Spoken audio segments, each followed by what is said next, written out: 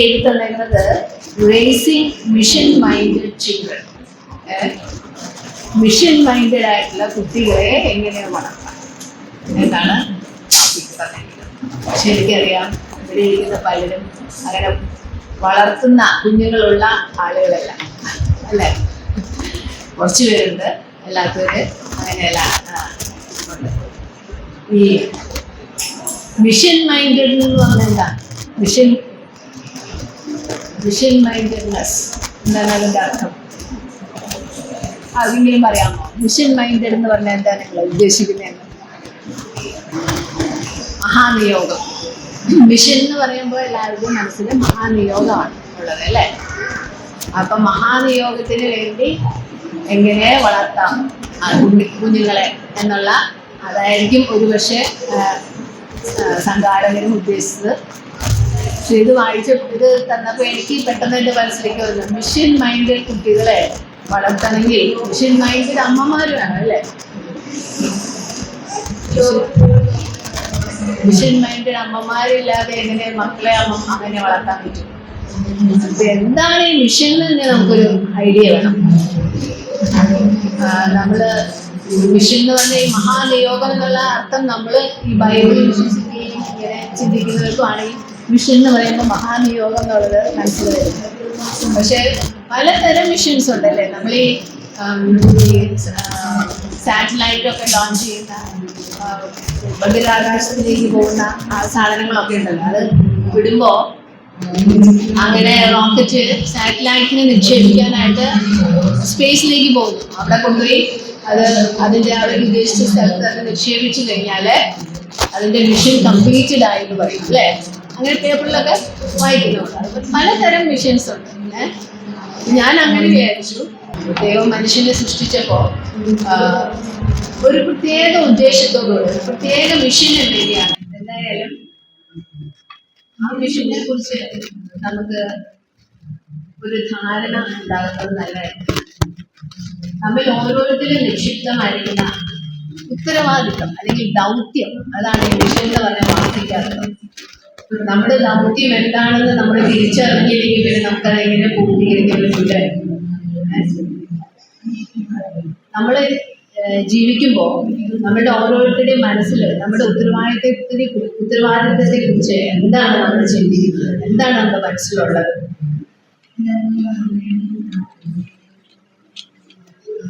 ദൈവം മനുഷ്യനെ സൃഷ്ടിച്ചപ്പോൾ ദൈവത്തിന്റെ മനസ്സിൽ ചില ഉദ്ദേശങ്ങളുണ്ടായിരുന്നു, അല്ലെ?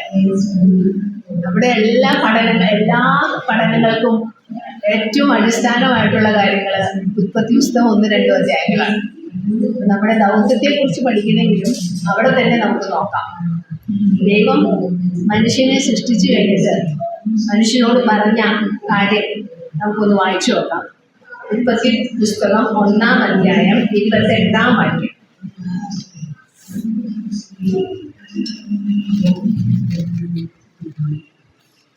നിങ്ങൾ ആരെങ്കിലും ഒരാൾ വായിക്കോ?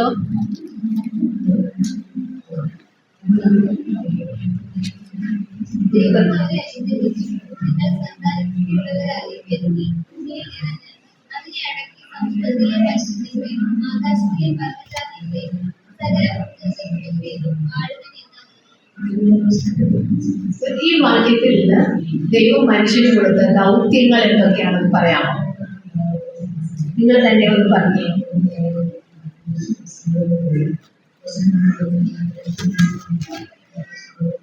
ദൈവം മനുഷ്യന് കൊടുത്ത ഉത്തരവാദിത്തം എന്താണ്? ഒരു ഉത്തരവാദിത്തം ആരെങ്കിലും നിങ്ങൾ ഈ ഭാഗത്ത് ഈ 28-ാം വാക്യം വായിച്ചിട്ട് അതെന്ന് പറഞ്ഞാൽ മതി. സന്താന പുഷ്ടിയുള്ളവരായി പെരുകുക, അല്ലെ? ഭൂമിയിൽ നിറയ്ക്കുക, പെരുകി ഭൂമിയിൽ നിറയ്ക്കുക, അതൊരു ഉത്തരവാദിത്തമാണ്. പിന്നെ എന്താണ്? വാഴുവിൻ. 2 കാര്യങ്ങളാണ് അങ്ങനെ പറഞ്ഞിരിക്കുന്നത്. നിറയുവിൻ, വാഴുവിൻ. 2 ഉത്തരവാദിത്തങ്ങളാണ് ദൈവം മനുഷ്യർക്ക് തന്നിരിക്കുന്നത്. അപ്പൊ അതല്ലേ നമ്മുടെ ഉത്തരവാദിത്തം. ദൈവം മനുഷ്യന് ഡയറക്റ്റ് ആയിട്ട് പറഞ്ഞു തന്നിരിക്കുന്ന രണ്ട് ഉത്തരവാദിത്തങ്ങളാണ് നിറയുവി വാഴും. അത് നമ്മുടെ മനസ്സിൽ ഇരിക്കട്ടെ. ഈ ദൗത്യങ്ങള് പൂർത്തിയാക്കണമെങ്കിൽ നമ്മൾ എന്ത് ചെയ്യണം?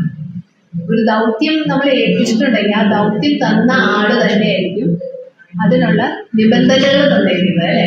അതിനുള്ള കൽപ്പനകൾ, അതിനുള്ള പ്രമാണങ്ങൾ ഒക്കെ തന്നിരിക്കുന്നതും ആ ദൗത്യം തന്ന വ്യക്തി തന്നെയായിരിക്കും.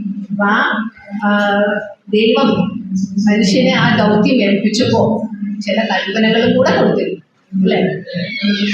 എന്തായിരുന്നു? അവരെ ആ തോട്ടത്തിൽ, ഒരു ഏതെങ്കിലും തോട്ടത്തിലാണ് അവരാക്കിയത്. അവിടെ അതിന്റെ ടേക്ക് കെയർ ചെയ്യുക, അത് കാക്കുക, അതിനെ പാലിക്കുക എന്നുള്ളതായിരുന്നു ഒന്നാമത്തെ ജോലി. എവിടെ അവരാക്കിയോ ആ സ്ഥലത്ത് അവരുടെ ജോലി ചെയ്യുക. അപ്പൊ ഞാൻ അതാണ് നമ്മളുടെ എല്ലാവരുടെയും ഉത്തരവാദിത്വമായിട്ട് പറയാൻ ഉദ്ദേശിക്കുന്നത്. ദൈവം നമ്മളെ എല്ലാവരെയും ഓരോ സ്ഥലങ്ങളിലാക്കിയിട്ടുണ്ട്, അല്ലെ? ആ സ്ഥലങ്ങളിൽ നിങ്ങളെ ഏൽപ്പിച്ചിരിക്കുന്ന ജോലി എന്താണ്, അതാണ് നിങ്ങളുടെ വിഷയം. അത് ഏറ്റവും പെർഫെക്റ്റ് ആയിട്ട്, ഏറ്റവും നന്നായിട്ട് ചെയ്യാന്നുള്ളതാണ് നമ്മുടെ ഉത്തരവാദിത്വം. മക്കൾ, യൗവനക്കാരികളായിട്ടുള്ള കുട്ടികൾ സ്കൂളിലായിരിക്കാം, കോളേജിലായിരിക്കാം, ജോലി സ്ഥലങ്ങളിലായിരിക്കാം, അങ്ങനെയുള്ളവര് വിവാഹ അവസ്ഥയ്ക്ക് മുമ്പുള്ള മക്കളുടെ കാര്യം ഞാൻ പറയുന്നത്, അവർക്ക് അവിടെ അവരെ ദൈവം ഏൽപ്പിച്ചിരിക്കുന്ന മിഷൻ എന്താണോ എന്ന് തിരിച്ചറിഞ്ഞ് അത് ഏറ്റവും നന്നായി ചെയ്യും.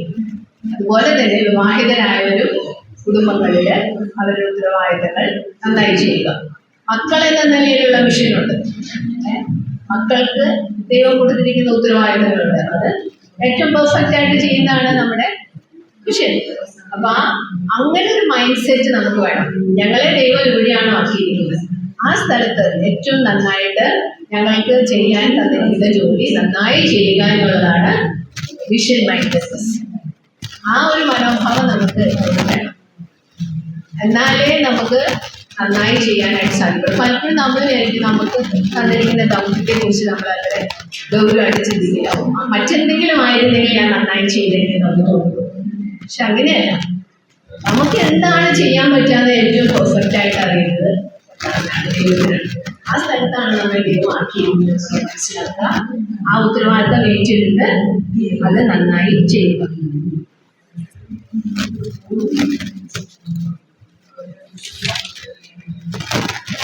അപ്പം നമ്മളിവിടെ ആയിരിക്കുമ്പോൾ നമ്മളെ എല്ലാവരും ദൈവം നമുക്ക് നൽകിയിരിക്കുന്ന ഒന്നാമത്തെ ഉത്തരവാദിത്തം നമ്മളൊരു സ്ത്രീ എന്ന നിലയിലുള്ള ഉത്തരവാദിത്തങ്ങളാണ്, അല്ലേ?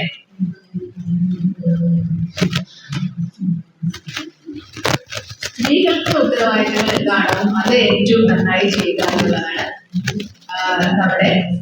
നമ്മുടെ ഉത്തരവാദിത്തം. ഇന്ന് ഈ ജെൻഡർ കൺഫ്യൂഷൻ ഉള്ള കാലമാണ്, അല്ലേ? സ്ത്രീകളെ ആണോ പുരുഷന്മാരാണോ, സ്ത്രീകൾക്ക് പുരുഷന്മാരായാലും നന്നായിരുന്നു തോന്നുന്ന കാലം. ആൺകുട്ടികൾക്ക് എന്തൊരു സ്വാതന്ത്ര്യമാണ്. പുരുഷന്മാർക്കാണെങ്കിൽ ആരെയും കീഴ്പ്പെട്ടിരിക്കില്ല, എല്ലാം നന്നായി ചെയ്യാൻ പറ്റും, അവർക്ക് അവരുടെ ഇഷ്ടത്തിന് എന്തും ചെയ്യാമെന്നുള്ളൊരു വിഷമം. ഒരു ഏജിൽ എല്ലാ പെൺകുട്ടികൾക്കും അങ്ങനെയുള്ളൊരു ഫീലിംഗ് ഉണ്ടെന്ന് എനിക്ക് തോന്നുന്നത്. മിക്ക കുട്ടികൾക്കും വീട്ടിൽ തന്നെ അതൊരു ഇവിടെ എത്രത്തോളം ഉണ്ടെന്ന് എനിക്ക്, നമ്മുടെ ഇടയിൽ കുറച്ചൊക്കെ കാണുന്ന എനിക്ക് തോന്നുന്നത്. വടക്കേ ഇന്ത്യയിലൊക്കെ നല്ല നല്ല പദ്ധതികളുണ്ട് ആൺകുട്ടികളെയും പെൺകുട്ടികളെയും. ആൺകുട്ടികൾക്കുള്ള പല കാര്യങ്ങൾ, ഭക്ഷണം കൊടുക്കുന്നത് പോലും വ്യത്യസ്തമായിട്ടാണ്. അപ്പൊ അങ്ങനെ ഒരുപക്ഷെ അത് നമ്മുടെ സമൂഹത്തിൽ അങ്ങനെ ഉള്ളത് കൊണ്ട് തന്നെ പെൺമക്കൾക്ക് അങ്ങനെ ഒരു മത്സര ബുദ്ധി നമ്മുടെ ഹൃദയത്തില് ആ ഒരു ഏജിൽ വരുമ്പോൾ, ടീനേജിലൊക്കെ കടക്കുമ്പോൾ തോന്നി തുടങ്ങും. ഞങ്ങള് പെൺപിള്ളേർക്കാണ് എല്ലാ നിബന്ധനകളും, എല്ലാ തടസ്സങ്ങളും, എല്ലാം എന്നൊരു തോന്നല്. പക്ഷെ അത് അങ്ങനെ നമ്മൾ വിഷമിക്കേണ്ട ആവശ്യമില്ല. നമുക്ക് മനസ്സിലാക്കാൻ ദൈവത്തിന് ഒരിക്കലും തെറ്റ് പറ്റില്ല. ദൈവം നമ്മളെ ഒരു സ്ത്രീ ആയിട്ടാണ് സൃഷ്ടിച്ചെങ്കിൽ അതിന്റെ ഉദ്ദേശത്തോടു കൂടിയാണ് സൃഷ്ടിച്ചത്. അതിനെ കീഴ്പ്പെട്ട് അത് നന്നായി ചെയ്യുക എന്നുള്ളതാണ് എൻ്റെ ഉത്തരവാദിത്തം. മനസ്സിലാക്കിയത് പകുതി കാര്യങ്ങൾ നമ്മൾ ചെയ്യണം. നമ്മുടെ കർത്താവും അങ്ങനെയായിരുന്നു, അല്ലേ? യേശുകർത്താവ് നമുക്കറിയാം, പിതാവും പുത്രൻ പരിശുദ്ധാത്മാവും. പുത്രൻ ദൈവത്വത്തിൽ ഒട്ടും കുറവുള്ളവനല്ല, യാതൊരു വ്യത്യാസവും ഇല്ലാതെ സകല മഹിമയ്ക്കും മഹിമയുമുള്ളവനായി. പക്ഷേ മനുഷ്യന്റെ വീണ്ടെടുപ്പിന്റെ ആവശ്യം വന്നപ്പോൾ കർത്താവ് സ്വയമേ സബ്മിറ്റ് ചെയ്ത്, അത് നമുക്കറിയാം, ലോകസ്ഥാപനത്തിന് മുമ്പേ അറക്കപ്പെട്ട ദൈവകുഞ്ഞാടാണ് നമുക്കറിയാം, പിന്നീട് നമ്മൾ വായിക്കുമ്പോൾ. പക്ഷെ യേശു കർത്താവ് അത് അറിഞ്ഞ് അതങ്ങ് ഏറ്റെടുത്ത് വരുന്ന സങ്കീർത്തനങ്ങളിലൊക്കെ നമ്മൾ വായിക്കുന്നു, എൻ്റെ ദൈവമേ നിന്റെ ഇഷ്ടം ചെയ്യുവാൻ ഞാൻ പ്രിയപ്പെടുന്നു. ആ ഒരു ആറ്റിറ്റ്യൂഡ്, മനസ്സിന്റെ ഒരു നില, അത് നമുക്കുണ്ടായാൽ നമ്മുടെ ദൗത്യം ചെയ്യാനായിട്ട് നമുക്ക് എളുപ്പമായിരിക്കും. നമ്മളെ ദൈവം സൃഷ്ടിച്ചിരിക്കുന്ന ഒരു സ്ത്രീ ആയിട്ടാണ്. ആ സ്ത്രീകൾക്കുള്ള ഉത്തരവാദിത്വം സ്പെസിഫിക് ആയിട്ട് വളരെ വ്യക്തമായിട്ട് ദൈവവചനത്തിൽ പറഞ്ഞിട്ടുണ്ട്. അത് ചെയ്യുക എന്നുള്ളതാണ് എൻ്റെ ദൗത്യം എന്ന് നമ്മൾ മനസ്സിലാക്കുക. പിന്നെ ദൈവം നമ്മളിൽ നിന്ന് ഉദ്ദേശിക്കുന്ന മറ്റൊരു ദൗത്യം പുതിയ നിയമത്തിൽ വരുമ്പോൾ 1 പത്രോസ് 2:9 വാക്യം നമുക്കൊന്ന് വായിക്കാം. 1 പത്രോസ് 2:9. നിങ്ങളോ അന്ധകാരത്തിൽ നിന്ന് തന്റെ അത്ഭുത പ്രകാശത്തിനെ നിങ്ങളെ വിളിച്ചവന്റെ സദ്ഗുണങ്ങളെ ഘോഷിപ്പാൻ തക്കോണം തിരഞ്ഞെടുക്കപ്പെട്ട ഒരു രാജകീയ പുരോഹിതവർഗവും വിശുദ്ധ വംശവും സ്വന്തം ജനവുമാണ്. ഇവിടെ എന്താ നമ്മുടെ ദൗത്യം? നിങ്ങളെ വിളിച്ചവന്റെ സൽഗുണങ്ങളെ ഘോഷിക്കുക. നിങ്ങളെ വിളിച്ചവന്റെ സൽഗുണങ്ങളെ ഘോഷിക്കുക എന്നതാണ് നമുക്ക് തന്നിരിക്കുന്ന ദൗത്യം. ഈ സൽഗുണങ്ങൾ എന്തൊക്കെയാണെന്ന് നമുക്കറിയാമല്ലോ അല്ലെ? ദൈവത്തിന്റെ സദ്ഗുണങ്ങളെ പ്രകീർത്തിച്ചുകൊണ്ട് ദൈവം തന്നെ പറഞ്ഞ ഒരു സംഭവം ബൈബിളിൽ രേഖപ്പെടുത്തപ്പെടുന്നുണ്ട്. അത് പുറപ്പാട് പുസ്തകത്തിൽ മോശയ്ക്ക് ദൈവം വെളിപ്പെടുമ്പോഴാണ്. പുറപ്പാട് പുസ്തകത്തിൽ മോശ ദൈവത്തിന്റെ മഹത്വം കാണാനായിട്ട് ആഗ്രഹിച്ചു. അപ്പൊ ദൈവം മോശയെ ഒരു മലയുടെ മുകളിൽ കൊണ്ടുപോയിട്ട് പാറയുടെ പിളർപ്പിൽ നിർത്തിയിട്ട് പറഞ്ഞു, എന്നെ നിനക്ക് കാണാൻ പറ്റില്ല, എൻ്റെ മഹത്വം ഞാൻ എൻ്റെ മുമ്പിൽ കൂടെ കടത്തി വിടും എന്ന് പറഞ്ഞ് ആ വാക്യം ഒന്ന് നമുക്ക് വായിച്ചു നോക്കാം. പുറപ്പാട് പുസ്തകം 34-ാം അധ്യായം 6-7 വാക്യങ്ങൾ. പുറപ്പാട് പുസ്തകം 34-ാം അധ്യായം. നിങ്ങൾക്ക് പരിചയമുണ്ടോ ഈ ഭാഗങ്ങളിൽ? എനിക്കറിയില്ല. നമുക്ക് ഏതായാലും എടുത്തൊന്ന് വായിച്ചു നോക്കാം.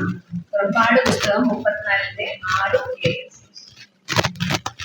അവന്റെ മുമ്പാകെ കടന്ന് ഘോഷിച്ചു നിൽക്കുന്നാൽ യഹോവയായ ദൈവം കരുണയും കൃപയും ഉള്ളവൻ, ദീർഘക്ഷമയും മഹാദയയും വിശ്വസ്തതയും ഉള്ളവൻ, 1000-1000 നന്മ പാലിക്കുന്നവൻ, അകൃത്യവും അതിക്രമവും പാപവും ക്ഷമിക്കുന്നവൻ, കുറ്റമുള്ളവനെ വെറുതെ വിടാതെ പിതാക്കന്മാരുടെ അകൃത്യം മക്കളുടെ പേരിൽ 3-ാമത്തെയും 4-ാമത്തെയും തലമുറയോളം സന്ദർശിക്കുന്നത്. ഇതാണ് നമ്മൾ വിശ്വസിക്കുന്ന നമ്മുടെ കർത്താവിന്റെ സദ്ഗുണങ്ങൾ. ഒരുപാട് ഗുണങ്ങളുണ്ട്.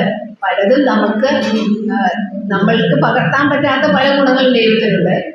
ഇത് നമുക്ക് പകർത്താൻ പറ്റുന്ന ചില ഗുണങ്ങളാണ് ഇവിടെ രേഖപ്പെടുത്തിയിരിക്കുന്നത്.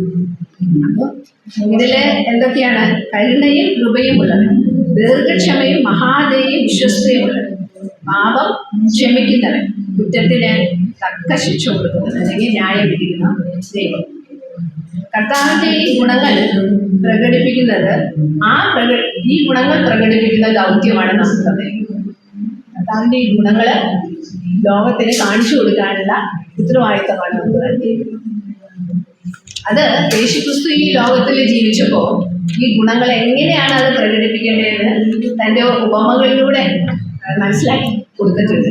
ശിഷ്യന്മാരോടും അന്നത്തെ ജനസമൂഹങ്ങളോട് സംസാരിച്ചപ്പോൾ കർത്താവ് കുറെ കഥകൾ പറഞ്ഞു, ഉപമകൾ പറഞ്ഞു.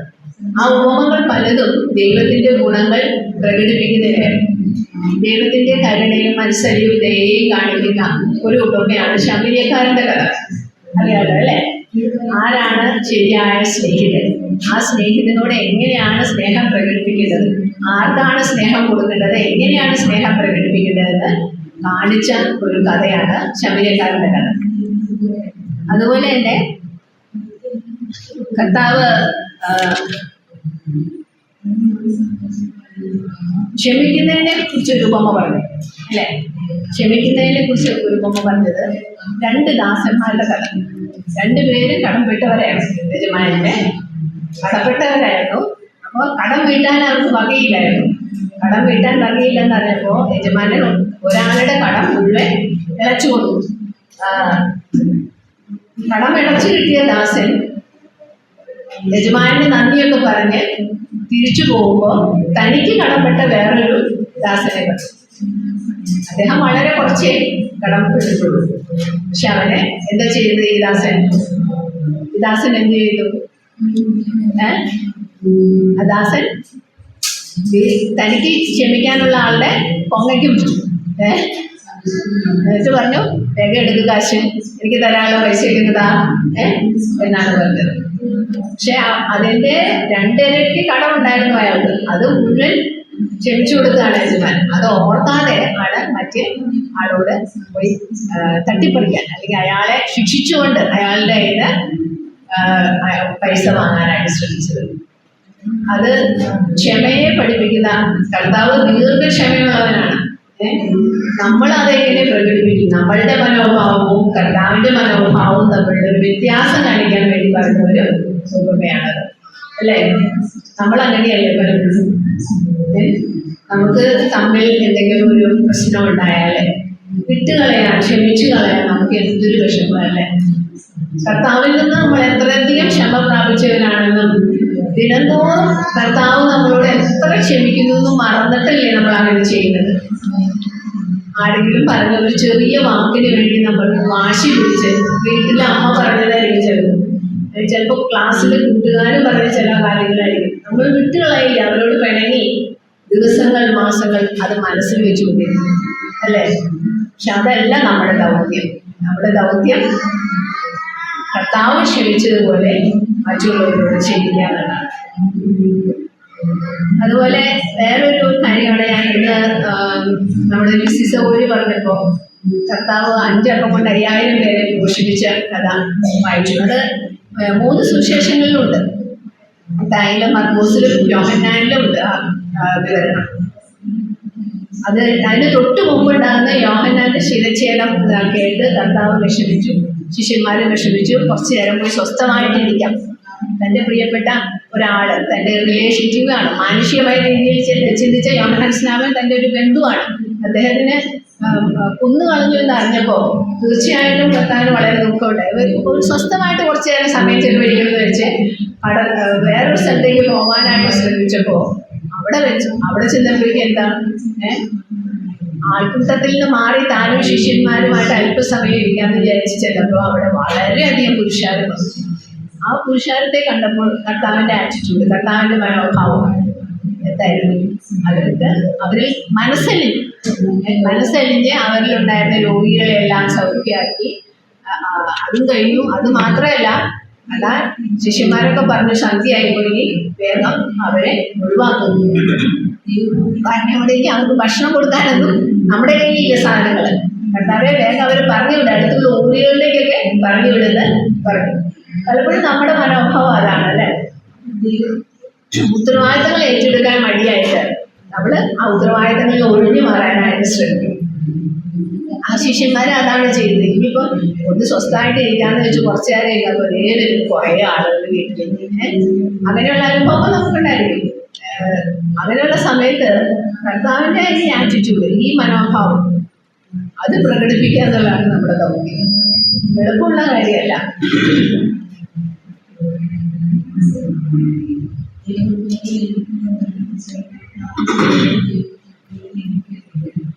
ഈ വരുന്ന ആളുകളോ വളരെ ആത്മീയ താല്പര്യമുള്ള ആളുകളായിരുന്നോ ഈ ആളുകൾ വന്നത്? അല്ല, അവർ വന്നത് അപ്പം തന്നെ തൃപ്തരായി. അതുകൊണ്ട് മാത്രം, അതിനുവേണ്ടി മാത്രം വരുന്നത് സുഖമായിട്ട് ജീവിക്കാൻ, അവർക്ക് വലിയ ബുദ്ധിമുട്ടില്ലാതെ കഷ്ടപ്പെടാതെ അപ്പം കിട്ടും കർത്താവിൻ്റെ അടുത്ത് വന്നാൽ. അതിനുവേണ്ടിയാണ് വന്നത്. അപ്പം അത് മനസ്സിലാക്കിയിട്ട് അതുകൊണ്ടായിരിക്കാം ശിഷ്യന്മാർ പറഞ്ഞത് വേണമെങ്കിൽ പറഞ്ഞു വിട്ടാലും പറഞ്ഞു വിടും. പക്ഷെ കർത്താവ് അവരെ അങ്ങനെ പറഞ്ഞുവിടാൻ അനുവദിച്ചില്ല. നിങ്ങൾ അവർക്ക് ഭക്ഷിക്കാൻ കൊടുക്കാൻ പറഞ്ഞു. അപ്പം ആ ഒരു മനോഭാവം, മനുഷ്യരെ എന്ത് പ്രതീക്ഷിച്ചു വന്നോ അവര് എങ്ങനെ പ്രതികരിക്കുന്നു എന്നൊന്നും കർത്താവിന് പ്രശ്നമായിരുന്നില്ല. തൻ്റെ ദൗത്യം അവരുടെ ആവശ്യങ്ങൾ മീറ്റ് ചെയ്യുക, അവരുടെ വിശപ്പാണെങ്കിൽ വിശപ്പ്, രോഗമാണെങ്കിൽ രോഗം, അത് നടത്തി കൊടുക്കുക. അതാ ഉദ്ദേശത്തോടു കൂടിയാണ് താൻ ഈ ഭൂമിയിലേക്ക് വന്നിരിക്കുന്നത് എന്നുള്ള ബോധ്യത്തോടുകൂടെ കർത്താവ് ആ ദൗത്യം ചെയ്യും. നമുക്കും അങ്ങനെയുള്ള സാഹചര്യങ്ങൾ നമ്മുടെ ജീവിതത്തിൽ ഉണ്ടാവും. വീടുകളിൽ പെരുകാരി വരുന്നതാവാം, അല്ലെങ്കിൽ മറ്റു പല ഉത്തരവാദിത്തങ്ങളായിരിക്കാം. അത് നമ്മൾ കർത്താവിന്റെ മനോഭാവത്തോടുകൂടി ഏറ്റെടുത്ത് ചെയ്യാനായിട്ട് നമുക്ക് ശ്രമിക്കാം. പിന്നെ കർത്താവ് ദൈവത്തിന്റെ ഛായയിലാണ് നമ്മളെ മനുഷ്യനെ സൃഷ്ടിച്ചത് അല്ലെ. തന്റെ ഛായയിലും സ്വരൂപത്തിലും സൃഷ്ടിച്ചു. എന്നിട്ട് ആണ് അവരോട് പറഞ്ഞത്, നിങ്ങൾ പെരുകി ഭൂമിയെ അടക്കി വാഴുവാൻ. ഇത് പറഞ്ഞ ദൈവത്തിന്റെ ഛായയിൽ സൃഷ്ടിക്കപ്പെട്ട മനുഷ്യരെ കൊണ്ട് നിറയ്ക്കുക എന്ന ദൗത്യമാണ് ദൈവം മനുഷ്യർക്ക് പറഞ്ഞിരിക്കുന്നത്. പാപം ചെയ്തതോടുകൂടെ ദൈവത്തിന്റെ ആ ഛായ നമുക്ക് നഷ്ടപ്പെട്ടു വളരെയധികം. അതുകൊണ്ടാണ് കർത്താവ് ഈ ഉപമകളിലൂടെ കർത്താവിന്റെ ഛായ എന്താണെന്ന് അവരെ പറഞ്ഞ് മനസ്സിലാക്കിക്കാനായിട്ട് ശ്രമിച്ചത്. പാപം ചെയ്തപ്പോൾ നമ്മുടെ ഈ കർത്താവിന്റെ ആ ഛായ നമ്മളിൽ നിന്ന് വികലമായി പോയത്, അത് ശരിയാക്കാൻ വേണ്ടിയാണല്ലോ യേശുക്രിസ്തു ഈ ഭൂമിയിലേക്ക് വന്നത്. അപ്പൊ അങ്ങനെ കർത്താവ് നമ്മൾക്ക് കാണിച്ചു തന്ന ആ സ്വഭാവ ഗുണങ്ങൾ ഉള്ള കുഞ്ഞുങ്ങൾ അല്ലെങ്കിൽ ഉള്ള ആളുകളാക്കി നമ്മൾ തീർക്ക. മക്കളല്ലെങ്കിൽ മക്കളെ ജനിപ്പിക്കുക എന്നുള്ളത് മാത്രമല്ല, നമ്മളായിട്ട് സമ്പർക്കത്തിൽ വരുന്ന, നമ്മൾ ഇടപഴകുന്ന ആൾക്കാരിലും നമ്മിൽ നിന്നും ആ ദൈവിക ഗുണങ്ങൾ മറ്റുള്ളവരിലേക്ക് പകർന്നു കൊടുക്കുന്ന ഉത്തരവാദിത്വം, ദൗത്യം നമുക്ക് ദൈവം തന്നിട്ടുണ്ട്. ഞാനൊരു കേസ് സ്റ്റഡി ആയിട്ട്, ഒരു ഉദാഹരണമായിട്ട് ഒരു സ്ത്രീയെ ബൈബിളിൽ കണ്ടത്, വിഷൻ മൈൻഡഡ് ആയിട്ടുള്ള ഒരു കുട്ടീനെ വളർത്തിയ ആളായിട്ട് ബൈബിളിൽ ഒരു വ്യക്തിയെ കണ്ടത് ഹന്നയാണ്. ഹന്ന ചോദിച്ചു വാങ്ങി ശമൂവേലിനെ. എന്ത് പറഞ്ഞാണ് ചോദിച്ചത്? നമുക്കതൊന്ന് വായിച്ചു നോക്കാം. 1 ശമൂവേൽ 1-ാം അധ്യായം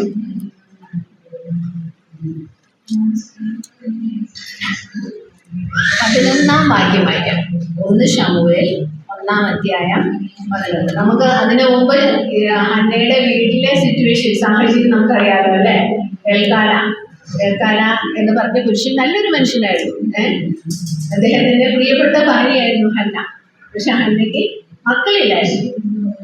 മറ്റൊരു ഭാര്യയാണ് പെനീന. ഒരുപക്ഷെ അന്നത്തെ സമൂഹത്തില് മക്കളില്ല എന്ന് പറഞ്ഞാൽ, തലമുറകളെ അങ്ങോട്ട് കൈമാറാൻ ആളില്ല എന്ന് പറഞ്ഞാൽ വളരെ മോശമുള്ള ഒരു സാഹചര്യമായിരുന്നു. അതുകൊണ്ട് തന്നെയായിരിക്കാം ഒരു പക്ഷേ പെനീനയെ കേൾക്കാൻ എടുത്തത്. ഇന്നത്തെ പോലെ ഈ ദത്തെടുക്കുന്ന ശീലമൊന്നും അന്ന് കുറവായിരുന്നു. ഇനിവേ ഹന്നയും പെനീനയും എൽക്കാനയും ഉള്ള ഒരു കുടുംബം. ആ കുടുംബം വർഷം തോറും ഷീലോവിൽ പോകുമായിരുന്നു, കർത്താവിൻ്റെ സന്നിധിയിലേക്ക്. അങ്ങനെ പോകുമ്പോൾ അവിടെ എത്തി അവര് ഭക്ഷണം കഴിക്കുകയൊക്കെ ചെയ്യുമ്പോൾ ഹന്നയ്ക്ക് വളരെ ദുഃഖമാണ് എപ്പോഴും. കാരണം പെനീന അവളെ വളരെയധികം വ്യസനിപ്പിക്കുമായിരുന്നു. എന്ത് പറഞ്ഞായിരിക്കും നമുക്ക് ഊഹിക്കാവുന്നേ ഉള്ളൂ അല്ലേ. കുത്തുവാക്കുകൾ പറഞ്ഞ്. കാരണം പെനീനയ്ക്ക് അറിയായിരുന്നു ഹന്നേനെയാണ് കേൾക്കാനെനിക്ക് കൂടുതൽ ഇഷ്ടം. അതൊരു നമുക്ക് ചിന്തിക്കാൻ പറ്റാത്തൊരു അവസ്ഥയാണ്, ഒരു ഭർത്താവും 2 ഭാര്യമാരുമായിട്ട് ഒരു വീട്ടിൽ ജീവിക്കുക എന്നുള്ളത്. അങ്ങനെയുള്ള അവസ്ഥയിൽ 2 ഭാര്യമാരും യാക്കോബിന്റെ ജീവിതത്തിൽ നമ്മളത് കാണുന്നുണ്ട്. വളരെ കോംപ്ലിക്കേറ്റഡ് ആയിട്ടുള്ള ഒരു സ്ഥിതി. പക്ഷെ ഇവിടെ ഹന്നയുടെ വിഷമവുമായിട്ട് 11-ാം വാക്യത്തിൽ കർത്താവിന്റെ സന്നിധിയിലേക്ക് പോവുകയാണ്. 10-11 വാക്യം. അവൾ മനോവ്യസനത്തോടെ യഹോവയോട് പ്രാർത്ഥിച്ചു, വളരെ കരഞ്ഞു. അവൾ ഒരു നേർച്ച നേർന്നു. സൈന്യങ്ങളുടെ കർത്താവേ, അടിയന്റെ സങ്കടം നോക്കി അടിയനെ ഓർക്കുകയും അടിയനെ മറക്കാതെ ഒരു പുരുഷ സന്താനത്തെ നൽകുകയും ചെയ്താൽ അടിയൻ അവന്റെ ജീവപര്യന്തം യഹോവയ്ക്ക് കൊടുക്കും. അവന്റെ തലയിൽ ക്ഷൗരക്കത്തി തൊടുകയുമില്ല എന്ന് പറയും. ഒരു മിഷനറി ആയിട്ട് അയക്കാൻ വേണ്ടി, അല്ലെങ്കിൽ കർത്താവിന്റെ വേലയ്ക്ക് കൊടുക്കാൻ വേണ്ടി പ്രോമിസ് ചെയ്ത് അങ്ങനെ ഒരു പ്രാർത്ഥനയോടുകൂടിയാണ് ഹന്ന ദൈവസന്നിധിയിൽ ഇരിക്കുന്നത്. ഹന്ന വളരെ ആഗ്രഹിച്ചൊരു കുഞ്ഞിനെ വേണ്ടിയിട്ട് അതിനു വേണ്ടി പ്രാർത്ഥിച്ചു. ആ കുഞ്ഞ് ജനിക്കുന്നതിന് മുമ്പോ കുഞ്ഞ് കിട്ടുന്നതിന് മുമ്പോ അവൾ ആ കുഞ്ഞിനെ ദൈവത്തിനായിട്ട് സമർപ്പിച്ചു. ഇന്ന് മക്കളുണ്ടാകുന്നത് തന്നെ ഒരു ഭാരമായിട്ടാണ് പല സ്ത്രീകളും കണക്കാക്കുന്നത് ഒരു കുഞ്ഞ് അല്ലെങ്കിൽ 2 കുഞ്ഞ്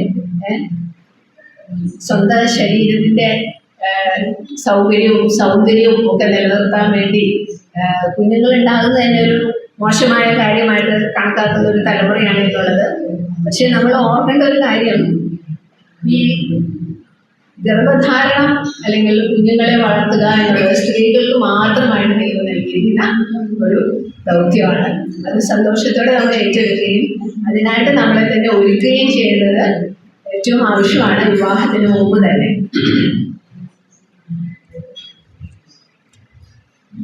അന്ന അങ്ങനെ ശമൂവേലിന് വേണ്ടി പ്രാർത്ഥിച്ചപ്പോൾ അവനെ ദൈവത്തിന് കൊടുക്കാം, ദൈവത്തിനായിട്ട് വളർത്താം എന്ന തീരുമാനത്തോടു കൂടിയാണ് പ്രാർത്ഥിച്ചത്. ആ പ്രാർത്ഥനയിൽ നിന്ന് അവൾ ഒരിക്കലും പിന്മാറിയില്ല. ശമൂവേൽ ഉണ്ടായപ്പോൾ ആ പ്രാർത്ഥനയിൽ നിന്ന് അവൾ ഒരിക്കലും പിന്മാറിയില്ല. ചിലപ്പോൾ നമുക്ക് പറ്റുന്ന ഒരു അബദ്ധമാണ് അത്. നമ്മൾ പല കാര്യങ്ങളും ദൈവസന്നിധിയിൽ തീരുമാനങ്ങൾ എടുക്കും. ഞാൻ അങ്ങനെ ദൈവത്തിൻ്റെ സ്വഭാവങ്ങൾ വിളങ്ങുന്നവളായിട്ട് ജീവിക്കാം. ഓരോ ക്യാമ്പ് കഴിയുമ്പോഴും നമ്മൾ നല്ല തീരുമാനങ്ങളൊക്കെ എടുക്കും. പക്ഷെ ആ തീരുമാനത്തിൽ നമ്മൾ പലപ്പോഴും നിലനിൽക്കാറില്ല. ഒരു വലിയ പരാജയമാണ്. പക്ഷെ അന്ന അങ്ങനെയല്ലായിരുന്നു. അന്ന ആ തീരുമാനത്തിൽ ഉറച്ചു നിന്നു. ആ കുഞ്ഞിനെ ലഭിച്ച ഗർഭം ധരിച്ചു എന്ന് മനസ്സിലായപ്പോൾ തുടങ്ങി അവൾ ആ പ്രാർത്ഥനയോടും സമർപ്പണത്തോടും കൂടിയാണ് ജീവിച്ചത്. ആ കുഞ്ഞിന്റെ വളർച്ചയ്ക്കായിട്ട് വളരെ ത്യാഗപൂർണമായ തീരുമാനങ്ങൾ അവൾ എടുത്തു. അവളുടെ പ്രാർത്ഥന കേട്ട് ഏലി തെറ്റിദ്ധരിച്ചെങ്കിലും പിന്നീട് ഏലി കാര്യത്തെ മനസ്സിലാക്കി അവളോട് സൗമ്യതയോടെ ഇടപെടുകയും ഒക്കെ ചെയ്തു. അവളെ അനുഗ്രഹിച്ച് പറഞ്ഞയച്ചു. അങ്ങനെ ഹന്നയ്ക്ക് ഒരു ആൺകുഞ്ഞിനെ ദൈവം നൽകി. ആൺകുഞ്ഞിനെ ലഭിച്ചതിന് ശേഷം അടുത്ത വർഷം പതിവ് പോലെ അവർ വർഷാന്തര യാഗത്തിനായിട്ട് ശീലോവിലേക്ക് പോകേണ്ടതായിരുന്നു. പോവാനായിട്ട് ഏൽക്കാന വിളിച്ചപ്പോൾ അന്ന എന്താണ് പറഞ്ഞത്? അന്ന പറഞ്ഞു, കുഞ്ഞിന്റെ മുലകുടി ശിശുവിന്റെ മുലകുടി മാറട്ടെ, പിന്നെ അവൻ കർത്താവിന്റെ സന്നിധിയിൽ ചെന്ന് അവിടെ എന്നും പാർക്കേണ്ടതിന് ഞാൻ അവിടെയും കൊണ്ട് പോരാ. അപ്പോൾ കുഞ്ഞിനെ വളർത്തുന്ന കാര്യത്തിൽ അല്ലെങ്കിൽ നമ്മുടെ സ്വാധീനത്തിൽ നമുക്ക് ആളുകളുമായിട്ട് ഇടപെടുമ്പോൾ അവരിൽ നമ്മൾ ഇൻവെസ്റ്റ് ചെയ്യുന്ന കാര്യങ്ങളാണ് ഇതിൽ നമുക്ക് മനസ്സിലാക്കാൻ സാധിക്കുന്നത്. നമ്മൾക്കൊരു ആഗ്രഹമുണ്ട് ആ കുട്ടിയെ കുറിച്ച്. ആ കുട്ടിക്ക് ഉള്ള ആഗ്രഹം നിറവേറ്റാൻ വേണ്ടി ആ കുട്ടിയുടെ സ്വഭാവത്തെ അങ്ങനെ ഷേപ്പ് ചെയ്യണം എന്നുള്ള തീരുമാനത്തോടു കൂടിയാണ് അന്ന അങ്ങനെ പറയുന്നത്. എല്ലാ വർഷവും വീട്ടിൽ നിന്നുള്ളൊരു ഔട്ടിങ്ങാണ്, ഒരു ഫാമിലി ഔട്ടിങ്ങാണ് ഈ ശീലോവിലേക്കുള്ള പോക്ക്. എല്ലാവരും കൂടെ യാഗം അർപ്പിക്കാനുള്ള സാധനങ്ങളൊക്കെ ആയിട്ട് ഒരു യാത്രയാണത്. അപ്പൊ ഹന്നയ്ക്കും പോകാൻ തീർച്ചയായിട്ടും ആഗ്രഹം ഉണ്ടായിരിക്കും. പെണ്ണിനെയും മറ്റു മക്കളും എല്ലാവരും പോവുകയാണ്. അപ്പൊ ഹന്നയ്ക്ക് പോകാനായിട്ട് തീർച്ചയായിട്ടും ആഗ്രഹം തോന്നി കാണും. പക്ഷെ ഹന്ന തന്നെ നിയന്ത്രിച്ചു. ഇപ്രാവശ്യം ഞാൻ പോകുന്നില്ല. മുലകുടി മാറുന്ന സമയം വരെ ഈ ശംഭുവിൽ ബാലിനെ എനിക്ക് വെക്കാൻ പറ്റുള്ളൂ എന്ന് അവർക്ക് അറിയാമായിരുന്നു. അത് കൂടിയാൽ 4-5 വയസ്സ് വരെ, അതിൽ കൂടുതൽ എന്തായാലും കാണില്ല. അപ്പൊ അത്രയും വർഷം ഞാൻ പോകുന്നില്ലെന്ന് തീരുമാനിച്ചു. എന്തായിരിക്കും അങ്ങനെ പോകുന്നില്ല എന്ന് തീരുമാനിച്ചത്? അത് എളുപ്പമായിരുന്നിരിക്കോ? വീട്ടിൽ നിന്ന് എല്ലാവരും പോകുന്നു, ഈ കൊച്ചു പോകാൻ കഴിഞ്ഞതാണ് അവരുടെ കൂടെ പോകാനായിട്ട്. ഞാനത് ആലോചിച്ചപ്പോൾ എനിക്ക് തോന്നിയത് ചില സ്വഭാവങ്ങൾ കുട്ടികളുടെ രൂപവൽക്കരിക്കുന്നതിന്റെ ഭാഗമായിട്ടാണ് എനിക്ക് അവൾ ചെയ്തത്. ഈ വർഷം പോയി കൊച്ചിനെ കൊണ്ട് ചെന്നു, ഷീലോവിൽ ചെന്ന് യാഗം ഓർമ്മിച്ച്. അപ്പൊ കൊച്ചിന്റെ മറുപടി മാറിയിട്ട് അവനെ കൊണ്ട് തിരിച്ചു പിന്നെ കൂട്ടന് പോയി. അങ്ങനെ എല്ലാ വർഷവും പോയി വന്നും കൊണ്ടിരുന്നാല് ഷീലോവിൽ പോയാൽ തിരിച്ചു വരാമെന്നുള്ളൊരു ആഗ്രഹമായിരിക്കും അവരുടെ മനസ്സിൽ പതിയാൻ, അല്ലേ? പക്ഷെ ഹന്ന അവനെ അങ്ങനെ എല്ലാവരും വളർത്തുന്നത്. അവനെ മുലകുടി മാറിയാല് ദൈവത്തെ ശുശ്രൂഷിക്കാനായിട്ട് ദേവാലയത്തിൽ ഏൽപ്പിച്ചു പോരാനുള്ള തീരുമാനത്തിലാണ് അവള് ആ കുഞ്ഞിനെ വളർത്തുന്നത്. അപ്പോൾ ഒരു ഹാബിറ്റ് അവനിൽ ഉണ്ടാക്കണം. അത് ഇങ്ങനെ പോയി വരുന്നൊരു ഹാബിറ്റ് വന്നു കഴിഞ്ഞാൽ അവസാനം അവനെ ആക്കി പോരുമ്പോൾ അത് കൂടുതൽ ബുദ്ധിമുട്ടായി തീരുന്ന ഒരു വിഷയമല്ല ചിന്തിച്ചിട്ടുണ്ടാവും. ഞാൻ അങ്ങനെ വിചാരിച്ചു. എന്തായാലും അന്ന പോയില്ല. അന്ന പോവാതിരുന്നപ്പോ അവള് എന്തായിരിക്കും ശംഭുവിൽ ബാലനോട് പറഞ്ഞു കൊടുത്തിരുന്നത്? വീട്ടിൽ നിന്ന് എല്ലാവരും ഒരു സ്ഥലത്തേക്ക് പോയി, അമ്മയും കുഞ്ഞും ഇവിടെ ഇരിക്കുകയാണ്. അപ്പോൾ അല്ല തീർച്ചയായിട്ടും ശമൂവേലിനോട് പറഞ്ഞാണ് അവരെങ്ങോട്ടാ പോയത്, ഷീലോവിൽ എന്താണ് സംഭവിക്കുന്നത്, അവരെന്തിനാണ് വർഷം തോറും അവിടെ പോകുന്നത്, അവിടെ ആരൊക്കെയാണോ ഉള്ളത്, എന്തൊക്കെയാണ് അവിടെ നടക്കുന്നത്, ഈ കഥകളൊക്കെ ശമൂവേലിന് പറഞ്ഞു കൊടുത്തുകൊണ്ടിരുന്നു. ആദ്യത്തെ ഒരു വയസ്സിൽ ഈ കുട്ടിക്ക് ഇതൊന്നും പറഞ്ഞാൽ മനസ്സിലാവില്ല നമ്മൾ ചിന്തിക്കും. പക്ഷെ അവന് ഒരു കാര്യം അറിയാം, ഇവരെവിടെയോ പോയിട്ട് തിരിച്ചു വരുന്നുണ്ട്, ഇങ്ങനൊരു സംഭവം ഇവിടെ നടക്കുന്നുണ്ടെന്നുള്ള ഒരു വയസ്സിലേ കുട്ടിക്ക് മനസ്സിലാവും. പക്ഷെ ആ ഒരു വയസ്സിൽ തന്നെ അവനെ കാര്യങ്ങൾ കുറേശ്ശെ പറഞ്ഞ് മനസ്സിലാക്കാൻ പഠിപ്പിക്കാനായിട്ട് ഹന്ന തീരുമാനിച്ചു. അപ്പോൾ അതിന് അവൾ കുറച്ച് സാക്രിഫൈസ് ചെയ്തു. വീട്ടുകാരുമായിട്ട് ഒന്നിച്ചുള്ള ആ സമയം ഒരു ഫാമിലി ഔട്ടിങ് വേണ്ടാന്ന് തീരുമാനിച്ചു. ആ സമയം ഏറ്റവും പ്രയോജനകരമായ വിധത്തിൽ കുട്ടിയുടെ കൂടെ ചെലവഴിക്കാനായിട്ട് ആഗ്രഹിച്ചു. നമുക്കറിയാം ഈ കുട്ടിയുടെ മുലകുടി മാറിയതിന് ശേഷം ഹന്ന ശമൂവേലിനെ കൊണ്ട് അവിടെ ചെന്നപ്പോൾ ഏലിയുടെ അടുത്ത് കൊച്ചിനെ ഏൽപ്പിച്ചിട്ട് പറഞ്ഞു, ഞാൻ ഈ ബാലനായിട്ട് ഞാൻ പ്രാർത്ഥിച്ചു, ഞാൻ യഹോവയോട് കഴിച്ച അപേക്ഷ യഹോവ എനിക്ക് നൽകിയിരിക്കുന്നു, അതുകൊണ്ട് ഞാൻ അവനെ യഹോവയ്ക്ക് നിവേദിച്ചിരിക്കുന്നു, അവൻ ജീവപര്യന്തം യഹോവയ്ക്ക് നിവേദിതനായിരുന്നു. അവർ അവിടെ യഹോവയെ നമസ്കരിച്ചു. അങ്ങനെ യഹോവയെ നമസ്കരിച്ച് അത് കഴിഞ്ഞ് ഹന്ന ഒരു പ്രാർത്ഥനയും കഴിച്ച് 11-ാം വാക്യത്തിൽ നമ്മൾ വായിക്കുന്നത്, പിന്നെ എൽക്കാന രാമയിൽ തൻ്റെ വീട്ടിലേക്ക് പോയി ബാലൻ പുരോഹിതനായ ഏലിയുടെ മുമ്പിൽ യഹോവയ്ക്ക് ശുശ്രൂഷ ചെയ്തു എന്നാണ്. നമുക്ക് ചിന്തിക്കാൻ പറ്റുമോ, ഒരു 5 വയസ്സായ കുട്ടി അപ്പനും അമ്മയും എല്ലാവരും കൂടെ ഒരു ത്യാഗം അർപ്പിക്കുക, ഇതുപോലെ ഒരു ക്യാമ്പിന് വന്നിട്ട് ഇവിടെ ക്യാമ്പിന് വന്നിട്ട് തിരിച്ചെല്ലാവരും പോകുമ്പോൾ മോനെ അവിടെ ഏൽപ്പിച്ചൊക്കെ ഇവിടുത്തെ സഭയിൽ ഏൽപ്പിച്ചു ഇവിടുത്തെ ശുശ്രൂഷകൾ ചെയ്യാനായിട്ട് ഇവിടെ താമസിച്ചു എന്ന് പറഞ്ഞു പോകുമ്പോൾ എന്തായിരിക്കും കുട്ടിയുടെ പ്രതികരണമായിരിക്കും? നമ്മളിന്ന് വളർത്തുന്നത് നമ്മുടെ മക്കളുടെ അല്ലേ? ഞാനത് ചിന്തിച്ചു, കാലന് പുറകെ ഓടി വരുമല്ലേ, എന്തൊരു ബഹളമായിരിക്കും അങ്ങനെ നിർത്താൻ ശ്രമിച്ചാൽ. പക്ഷെ ഇവിടെ അങ്ങനെ ഒന്നും സംഭവിച്ചിട്ടായിട്ട് പറയുന്നില്ല. വളരെ നന്നായിട്ടാണ് എഴുതിയിരിക്കുന്നത്.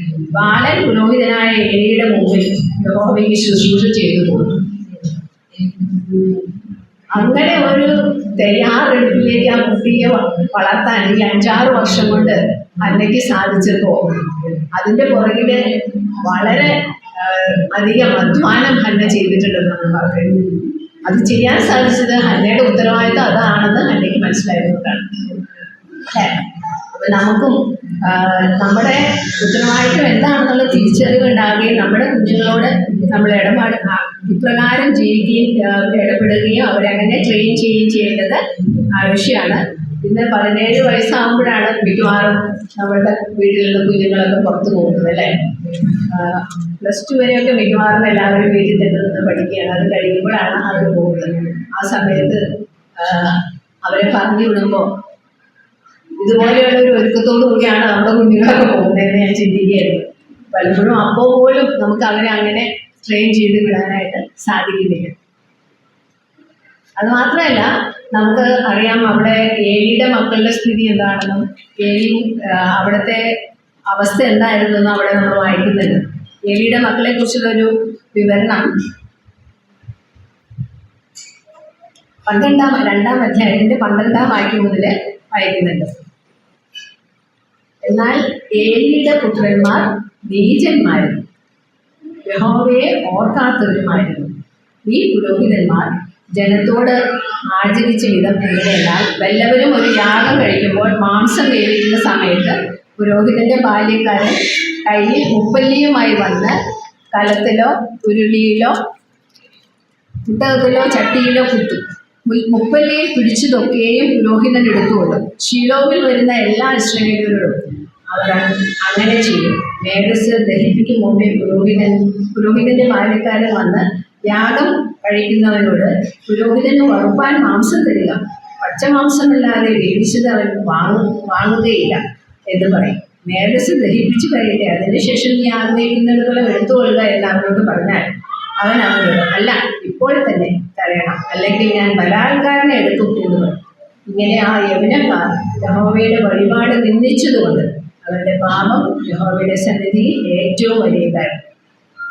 അപ്പോൾ ഇവിടെ ഏലിയുടെ മക്കളും ശമൂവേൽ ബാലനും തമ്മിൽ നമ്മളൊന്ന് കമ്പയർ ചെയ്ത് താരതമ്യം ചെയ്ത് നോക്കിയാൽ ആ വ്യത്യാസം നമുക്ക് മനസ്സിലാകും. ഏലി ഒരു പുരോഹിതനായിരുന്നു. ഒരു പുരോഹിതന്റെ വീട്ടിൽ വളർന്ന മക്കളുടെ സ്വഭാവങ്ങളാണ് നമ്മൾ വായിച്ചത്. അവർ നീചന്മാരായിരുന്നു എന്നാണ്. നീചന്മാരായിരുന്നു, യഹോവയെ ഓർക്കാത്തവരായിരുന്നു. നമ്മൾ ഏത് സാഹചര്യത്തിൽ വളരുന്നു എന്നുള്ളത് കൊണ്ട് മാത്രം നമ്മൾ നന്നായിരിക്കില്ല, നന്നായി വളരില്ല. നമ്മുടെ കുട്ടികൾ നല്ലൊരു വീട്ടിൽ ജീവിച്ചു വളർന്നു മാതാപിതാക്കൾ നല്ല ആൾക്കാരായിരുന്നത് മാത്രം അവരങ്ങനെ ആയിക്കൊള്ളണമെന്നില്ല. ഏലി പുരോഹിതനായിരുന്നു, പക്ഷെ എന്നിട്ടും ഏലിയുടെ മക്കൾ അങ്ങനെ ആയിരുന്നില്ല വളർന്നു. പക്ഷെ ഹന്ന ഒരു പുരോഹിതയൊന്നും ആയിരുന്നില്ല, അവൾ വീട്ടിലെ ഒരു സാധാരണ ഒരു സ്ത്രീയായിരുന്നു. പക്ഷെ അവൾക്ക് അവളുടെ മകളെ ഒരു പുരോഹിത ശുശ്രൂഷയിലേക്ക് വളർത്തിയെടുക്കാനായിട്ട് സാധിച്ചു. അപ്പം അതിൻ്റെ പുറകിലുള്ള കാര്യം എന്താണെന്ന് വെച്ചാൽ അതിന് അവരെടുത്ത അധ്വാനത്തിൻ്റെ വ്യത്യാസമാണ്. ഏലിയെ കുറിച്ച് പറയുന്നത്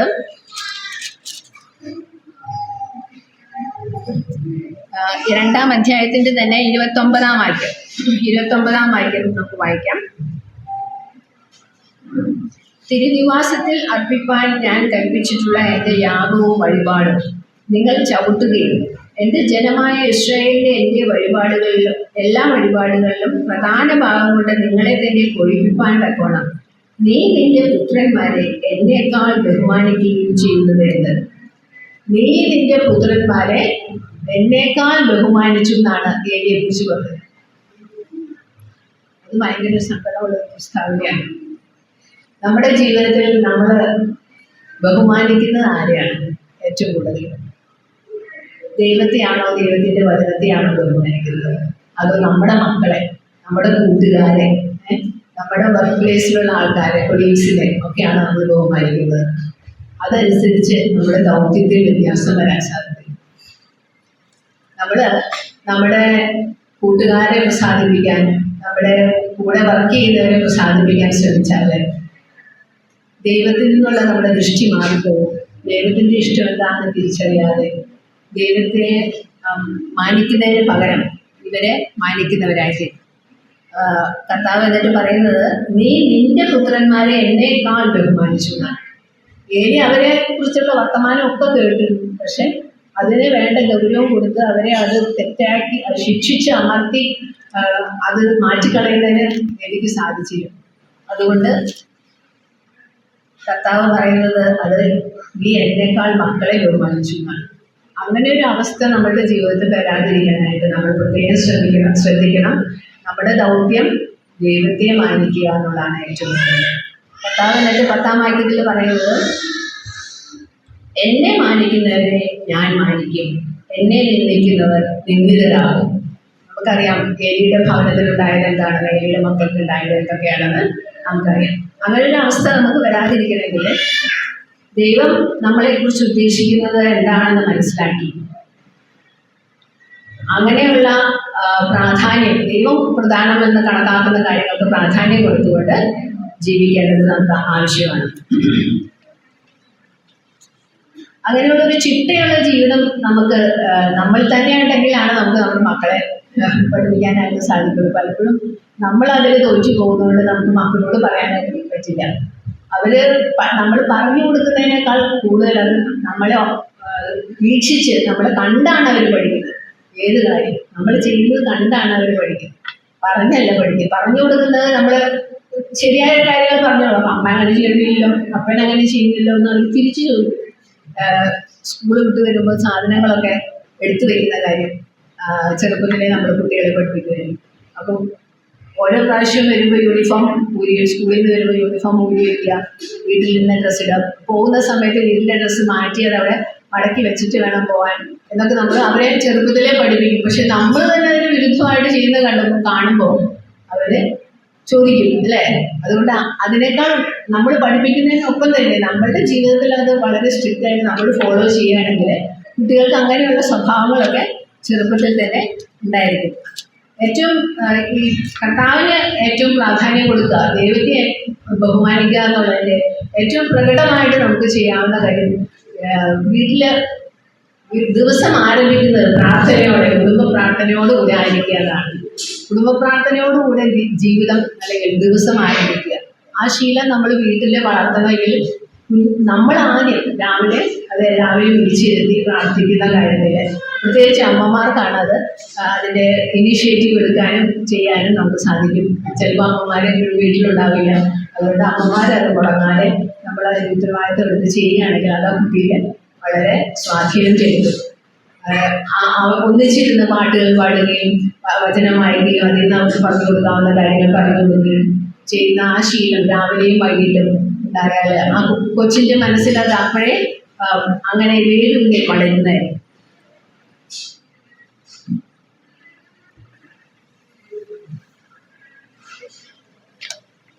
പിന്നെ നമുക്ക് ഈ ഹന്നയുടെ പ്രാർത്ഥന ഒന്ന് ശ്രദ്ധിച്ച് വായിച്ചാൽ, ഹന്നയുടെ പ്രാർത്ഥന 2-ാം അധ്യായത്തിൽ 1 മുതൽ 10 വരെയുള്ള വാക്യങ്ങളിലാണ് നമ്മൾ കാണുന്നത്.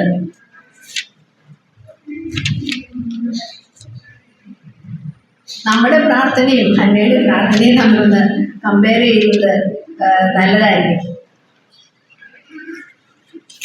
ഹന്നയുടെ പ്രാർത്ഥനയിൽ ദൈവത്തെ പുകഴ്ത്തിക്കൊണ്ട് പറയുന്ന പ്രസ്താവനകൾ എത്ര അധികമാണ് അല്ലേ. 2-ാം വാക്യത്തിൽ ഹന്ന പറയുന്നത് കർത്താവിൽ അവന്റെ രക്ഷയിൽ ആനന്ദിക്കുന്നു, സന്തോഷിക്കുന്നു. പരിശുദ്ധനായ ദൈവത്തിൻ്റെ വിശുദ്ധിയെക്കുറിച്ച്, കർത്താവിനെ പോലെ പരിശുദ്ധനില്ല, നീ അല്ലാതെ ഒരുത്തിനുമില്ല, നമ്മുടെ ദൈവത്തെ പോലെ ഒരു പാറയുമില്ല. അപ്പോൾ ദൈവത്തിൻ്റെ ആ പരിശുദ്ധിയെക്കുറിച്ചും ഏകസത്യ ദൈവമാണ് എന്ന കാര്യം, ദൈവം മാറ്റമില്ലാത്തവനാണ്, പാറയാണ്, ശാശ്വതമായിട്ടുള്ളവനാണെന്നൊക്കെ ഉള്ളത്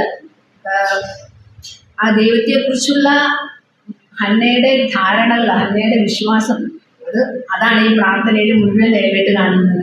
അത് പ്രാർത്ഥന മുഴുവൻ ശ്രദ്ധിച്ച് വായിച്ചാൽ ഒരു വലിയ തിയോളജിയാണ് അത്. ശരിക്കും ഞാനത് വായിച്ചപ്പോൾ ശ്രദ്ധിച്ചത് അതാണ്. ദൈവം, കർത്താവ് ജ്ഞാനമുള്ള ദൈവം, അവൻ പ്രവൃത്തികളെ തൂക്കി നോക്കുന്നു. കർത്താവ് കൊല്ലുകയും ജീവിപ്പിക്കുകയും ചെയ്യുന്നു. കർത്താവ് ദാരിദ്ര്യവും ഐശ്വര്യവും നൽകുന്നു. അവൻ താഴ്ത്തുകയും ഉയർത്തുകയും ചെയ്യുന്നു. പിന്നെ അത് കഴിഞ്ഞ് സൃഷ്ടിയെക്കുറിച്ച് വിവരിക്കുകയാണ്. ഭൂധരങ്ങൾ യഹോവയ്ക്കുള്ളത്, ഭൂമണ്ഡലത്തെ അവൻ അവയുടെ മേൽ വെച്ചിരിക്കുന്നു. അങ്ങനെ ദൈവത്തിൻ്റെ സൃഷ്ടിയിലുള്ള ദൈവത്തിൻ്റെ ഗാംഭീര്യം, അതുപോലെ വിശുദ്ധന്മാരുടെ പുലർത്തുന്ന കാര്യം, ഇതെല്ലാം അവിടെ ഹന്ന പ്രാർത്ഥിക്കുമ്പോൾ പറയുകയാണ്. ഇതുപോലെ പ്രാർത്ഥിക്കുന്ന ഈ പ്രാർത്ഥന കേട്ടാണ് ശമൂവേൽ വളരുന്നത്. നമ്മൾ കുടുംബ പ്രാർത്ഥനയ്ക്ക് ഇരിക്കുമ്പോൾ കുഞ്ഞുങ്ങളോട് സംസാരിക്കുകയും പ്രാർത്ഥിക്കുകയും ഒക്കെ ചെയ്യുമ്പോൾ അവർ ആ പ്രാർത്ഥന വളരെ ശ്രദ്ധയോടെ കേൾക്കും. അവരുടെ പ്രാർത്ഥനകളും അതുപോലെ ആയിരിക്കും. അതുകൊണ്ടാണ് ഈ കുടുംബ പ്രാർത്ഥന വളരെ പ്രധാനപ്പെട്ടതെന്ന് ഞാൻ പറയാൻ ആഗ്രഹിക്കുന്നത്. ഞാൻ അങ്ങനെ വളർന്ന ഒരാളാണ്. അത് തന്നെ ഞാനും എൻ്റെ വീട്ടിലും പാലിക്കാൻ ശ്രമിച്ചിട്ടുണ്ട്. അത് വളരെ ഇഫക്റ്റീവായിട്ട് കുഞ്ഞുങ്ങളെ ഏറ്റവും ചെറുപ്പത്തിൽ തന്നെ സ്വാധീനിക്കാൻ പറ്റുന്ന, ബൈബിളിൽ ഒരുപാട് കാര്യങ്ങൾ പറഞ്ഞു കൊടുക്കാൻ പറ്റുന്ന ഒരു സ്ഥലമാണ് കുടുംബ പ്രാർത്ഥന. പലപ്പോഴും ഇന്ന് നമുക്ക് സംഭവിക്കുന്നത് എന്താണെന്ന് വെച്ചാൽ, ഈ ദൈവവചന വായനയും പഠനവും ഒക്കെ സൺഡേ സ്കൂളിലും സഭയിലും നടക്കട്ടെ എന്നാണ് നമ്മൾ വിചാരിച്ചു. അത് സഭയുടെയോ സൺഡേ സ്കൂൾ ടീച്ചറുടെയോ ഉത്തരവാദിത്തമല്ല, അത് നമ്മുടെ ഉത്തരവാദിത്തമാണ്. ദൈവവചനം നമ്മളുടെ മക്കളെ പഠിപ്പിക്കുക എന്നുള്ളത് ഓരോ അമ്മമാരാകാനുള്ളവരുടെയും ഉത്തരവാദിത്തമാണ്. അതിനായിട്ട് നമ്മൾ ഒരുങ്ങേണ്ടത് ആവശ്യമാണ്. ദൈവത്തെക്കുറിച്ചും ദൈവവചനത്തെക്കുറിച്ചുമുള്ള നല്ല ധാരണ, നല്ല ജ്ഞാനം നമുക്ക് ഉണ്ടാക്കാനായിട്ട് ഇതിപ്പോൾ നമുക്ക് സാധിക്കും. സംസാരിക്കാൻ തുടങ്ങുന്നതിന് മുമ്പ് എങ്ങനെ നമുക്ക് ഈ പ്രമാണങ്ങളൊക്കെ പഠിപ്പിക്കാൻ സാധിക്കും? കുഞ്ഞുങ്ങളെ സംസാരിക്കാൻ തുടങ്ങുന്നതിന് മുമ്പ് തന്നെ നമുക്ക് ബൈബിൾ വചനങ്ങൾ പറഞ്ഞു കൊടുക്കാനായിട്ട് സാധിക്കും. ചെറുപ്പത്തിലെ അവരെ കുഞ്ഞു പ്രായത്തിൽ തുടങ്ങി തന്നെ കാര്യങ്ങൾ പറഞ്ഞു കൊടുക്കാനായിട്ട് സാധിക്കും. വാക്കുകൾ സംസാരിക്കാൻ തുടങ്ങുമ്പോൾ തന്നെ അവർക്ക് ബൈബിളിലെ ചെറിയ ചെറിയ വചനങ്ങൾ പറഞ്ഞു കൊടുക്കാം. ദൈവം സ്നേഹമാണ്, ദൈവം ദഹിപ്പിക്കുന്ന അഗ്നിയാവുന്ന ഒരു ചെറിയ ഇതാണ്. പക്ഷെ അത് പറയുമ്പോൾ അതോടുകൂടെ അവരുടെ മനസ്സിലേക്ക് ദൈവം ആരാണെന്നുള്ള ഒരറിവ് അവരറിയാതെ നമ്മൾ പകർന്നു കൊടുത്തുകൊണ്ടിരിക്കുകയാണ്. അതുപോലെയുള്ള പാട്ടുകൾ, ചെറിയ ചെറിയ കോറസസ് അതൊക്കെ പഠിപ്പിച്ചു കൊടുത്താൽ അത് അവരുടെ ഹൃദയത്തിൽ നിന്ന് ഒരിക്കലും മാറിപ്പോവുകയില്ല. ദൈവം നിന്നെ കാണുന്നു, യേശു നിന്നെ കാണുന്നു, യേശു നിന്നെ കാണുന്നു എന്നുള്ള ചെറിയ പാട്ടൊക്കെ ഉണ്ട്. അപ്പം അതൊക്കെ പഠിപ്പിച്ചു കൊടുത്തു കഴിഞ്ഞാൽ അവരുടെ മനസ്സിൽ അത് എന്നും നിൽക്കും. ഏത് കാര്യങ്ങൾ ചെയ്യുമ്പോഴും അവർക്ക് കർത്താവ് അവരെ കാണുന്നു എന്നുള്ള ബോധ്യം അവരുടെ മനസ്സിൽ ഉണ്ടായിരിക്കും. അതുപോലെ ബൈബിളിലെ കഥകൾ അവർക്ക് പറഞ്ഞു കൊടുക്കാനാണെങ്കിലും അത് ബൈബിളിലെ കഥകൾ പറഞ്ഞു കൊടുക്കുമ്പോൾ കുറച്ച് അവർക്ക് കേൾക്കാൻ താല്പര്യം തോന്നുന്ന വിധത്തിൽ, പിന്നെ സ്വന്തമായിട്ട് ബൈബിൾ വായിച്ചത് മനസ്സിലാക്കാൻ താല്പര്യം തോന്നുന്ന വിധത്തിൽ അത് പ്രസന്റ് ചെയ്യാനായിട്ട് നമ്മൾ ശ്രമിക്കാം. അല്ലെങ്കിൽ അതൊരു ആക്ടിവിറ്റി ആയിട്ട് അവർക്ക് കൊടുക്കാം. ഇന്ന് കുടുംബ പ്രാർത്ഥനയ്ക്ക് ബൈബിളിൽ ഒരു പുതിയ നിയമത്തിലൊരു ഭാഗം വായിച്ചു, ശമരിയക്കാരൻ്റെ കഥ തന്നെയാണെങ്കിലും അത് വായിച്ചു കഴിഞ്ഞാൽ അത് അടുത്ത പ്രാർത്ഥനയ്ക്ക് വരുമ്പോൾ അതൊരു നാടകമായിട്ട് ഒരു സ്കിറ്റായിട്ട് കളിക്കാനായിട്ട് അവരോട് പറഞ്ഞാൽ അത് അവർക്ക് കൂടുതൽ ഇൻട്രസ്റ്റ് ആയിരിക്കും. അങ്ങനെ അവരത് പ്രിപ്പയർ ചെയ്യും. അതുപോലെ ഒരു വാക്യം അയച്ചിട്ട് അതിൽ ഒരു ചിത്രം വരയ്ക്കാൻ പറയാം. സങ്കീർത്തനങ്ങളിൽ നിന്ന് ഏതെങ്കിലും ഒരു വചനം അയച്ചിട്ട് 2 സങ്കീർത്തനം വായിക്കാൻ പറഞ്ഞ ഒരു ഹോം ആക്ടിവിറ്റി അവർ കൊടുക്കാം. 2 സങ്കീർത്തനം ശനിയാഴ്ച ഒരു സ്കൂളിൽ അവർ എന്താ ചെയ്യേണ്ടതെന്ന് ചോദിച്ചാൽ അവരെപ്പോഴും നമ്മൾ പറഞ്ഞു തരും, പണിയില്ല അവർ. അപ്പോൾ കൊടുക്കാവുന്ന ഒരു ആക്ടിവിറ്റിയാണ് 2 സങ്കീർത്തനങ്ങൾ വായിക്കാം. ആ വാക്യങ്ങൾ വായിച്ചതിൽ നിങ്ങൾക്ക് താല്പര്യമുള്ള ഏതെങ്കിലും ഒരു വാക്യം ഒരു പടമായിട്ട് വരച്ചു കൊടുക്കാൻ പറയാം.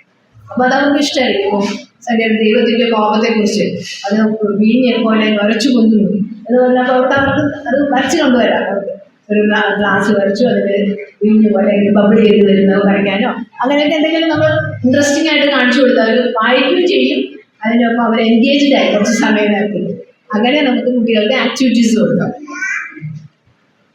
ഇപ്പോഴാണെങ്കിൽ പിന്നെ ധാരാളം ബൈബിൾ വീഡിയോസ് ഉണ്ട്. അതൊക്കെ കാണിച്ചു കൊടുത്ത് കുട്ടികൾക്ക് ബൈബിൾ സ്റ്റോറീസ് പറഞ്ഞു കൊടുക്കാനായിട്ട് സാധിക്കും. പിന്നെ പ്രാർത്ഥിക്കുമ്പോൾ നമ്മൾ എല്ലാ ദിവസവും പ്രാർത്ഥിക്കുമ്പോൾ ഒരു രാജ്യത്തെക്കുറിച്ച് പറഞ്ഞ് പ്രാർത്ഥിച്ചാൽ നല്ലത്. നമ്മുടെ ലോകം എത്ര വിസ്തൃതമാണെന്നുള്ള അറിവ് അവർക്കൊരു എക്സ്പോഷർ കൊടുക്കുക. മിഷൻ ഫീൽഡിനെ കുറിച്ചുള്ള ഒരു എക്സ്പോഷർ അറിവ് കുഞ്ഞുങ്ങൾക്ക് നൽകേണ്ടത് ആവശ്യമാണ്. ആ മിഷൻ ഫീൽഡിനെ കുറിച്ചുള്ള എക്സ്പോഷർ കൊടുക്കാനായിട്ട് ചെയ്യാൻ പറ്റുന്ന ഏറ്റവും പ്രായോഗികമായ കാര്യമാണ് കുടുംബ പ്രാർത്ഥനയിൽ പ്രാർത്ഥിക്കുമ്പോൾ ഒരു കൺട്രി ഇപ്പം അങ്ങനത്തെ ആപ്പുകളുണ്ട്. ഓപ്പറേഷൻ വേൾഡ്, ജോഷുവ പ്രോജക്റ്റ്, അങ്ങനെയുള്ള പല പ്രാർത്ഥനയ്ക്ക് സഹായിക്കുന്ന ആപ്പുകളുണ്ട്. അതിൽ നോക്കിയാൽ ഓരോ കൺട്രിയെക്കുറിച്ചും ആ കൺട്രിയുടെ ക്യാപിറ്റൽ ഏതാണ്, അവിടെ എത്ര പോപ്പുലേഷൻ ഉണ്ട്, എത്ര പേര് ക്രിസ്ത്യാനികളുടെ ശതമാനം എന്താണ്, ഇവാഞ്ചലിക്കൽസ് എത്രയുണ്ട് എന്നുള്ള എല്ലാ ഡീറ്റെയിൽസും അത് നോക്കിയാൽ കിട്ടും. അത് നോക്കി നമ്മൾ ഓരോ രാജ്യത്തെയും കുറിച്ച് അവരിങ്ങനെ പറഞ്ഞു കൊടുക്കുമ്പോൾ കുറച്ച് നാൾ കഴിയുമ്പോൾ അവരുടെ ജനറൽ നോളജും വർദ്ധിക്കും. അതുപോലെ തന്നെ ഓരോ ദേശത്തുമുള്ള സുവിശേഷത്തിൻ്റെ ആവശ്യത്തെക്കുറിച്ചുള്ള ബോധ്യവും അവർക്കുണ്ടാകും. അത് പിന്നെ ഒരു ഗെയിമായിട്ട് കളിക്കാം നമുക്ക്. പിന്നെ ഒരാൾ കൺട്രി കളിയാൽ ക്യാപിറ്റൽ എടുത്താൽ പറയാം. അപ്പം അങ്ങനെ ഇൻട്രസ്റ്റ് അവർക്ക് കൂടുതൽ വരും. മിഷൻ ഫീൽഡുകളെ കുറിച്ച് പറയാം. പല മിഷൻ ഓർഗനൈസേഷൻസ് ഉണ്ട്. നമുക്കതൊന്നും അറിയില്ല. നമ്മൾ വളരെ സങ്കുചിതമായി നമ്മുടെ 4-5 മിഷണറിമാർക്ക് വേണ്ടി പ്രാർത്ഥിക്കുന്നു, 1-2 സ്ഥലങ്ങൾക്ക് വേണ്ടി പ്രാർത്ഥിക്കുന്നു. അത് മാത്രമാണ് നമ്മൾ ചെയ്യുന്നത്. പക്ഷെ അങ്ങനെയല്ല. ക്രിസ്തീയ ലോകം നമ്മുടെ മുമ്പിൽ കിടക്കുന്ന മിഷൻ ഫീൽഡ് എത്രയോ വിസ്തൃതമാണ്. അങ്ങനെ പ്രവർത്തിക്കുന്ന ഓർഗനൈസേഷൻസിനെ കുറിച്ചുള്ള നമ്മുടെ അറിവ് വളരെ കുറവാണ്. ട്രൈബൽ മിഷനെ കുറിച്ച് നിങ്ങൾ കേട്ടിട്ടുണ്ടോ എന്ന് എനിക്കറിയില്ല. ട്രൈബൽസിൻ്റെ ഇടയിൽ മാത്രം പ്രവർത്തിക്കുന്ന സംഘടനയാണ്.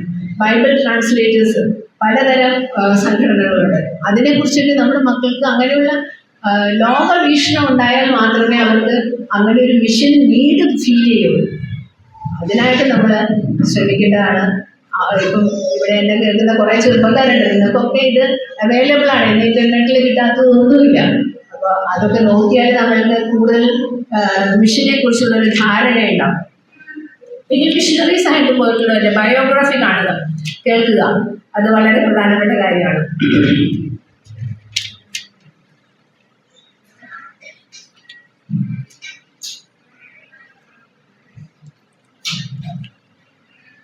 ഈ ബൈബിൾ സൊസൈറ്റി ഓഫ് ഇന്ത്യയെ കുറിച്ച് നമുക്ക് എല്ലാവർക്കും അറിയാമല്ലോ അല്ലേ?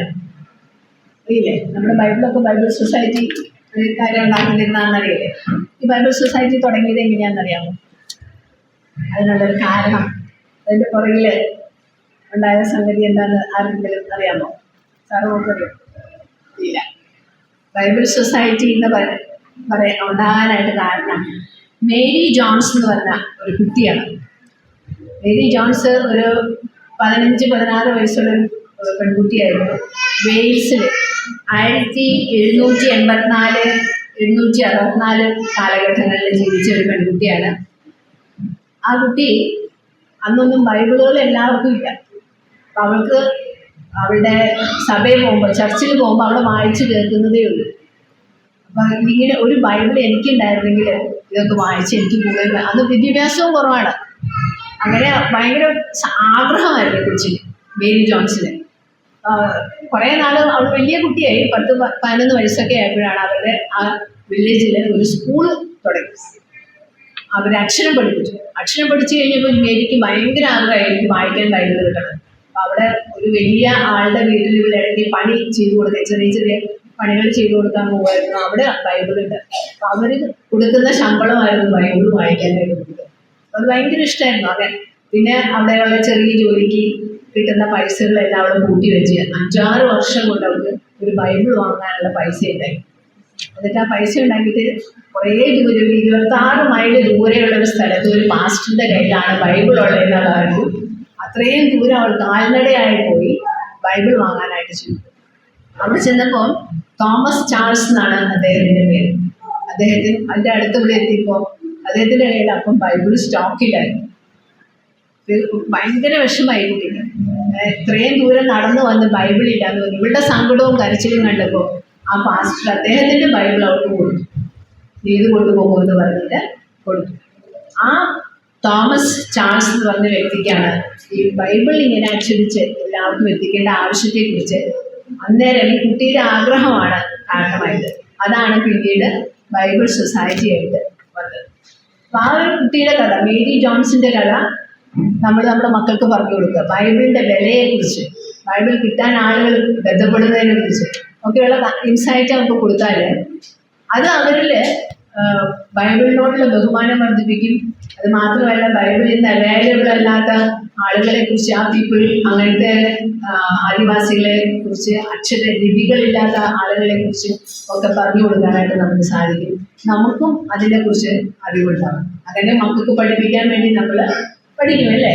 അപ്പം അത് നമ്മളിലും കൂടുതൽ മിഷൻ മൈൻഡ്നെസ് ഉണ്ടാക്കുന്നതാണ് ഞാൻ വിചാരിക്കുന്നത്. നമുക്ക് സൺഡേ സ്കൂളിലെ കുട്ടികൾക്ക്, നിങ്ങളൊക്കെ സൺഡേ സ്കൂൾ പഠിപ്പിക്കുന്നവരായിരിക്കും ചിലപ്പോൾ അല്ലേ?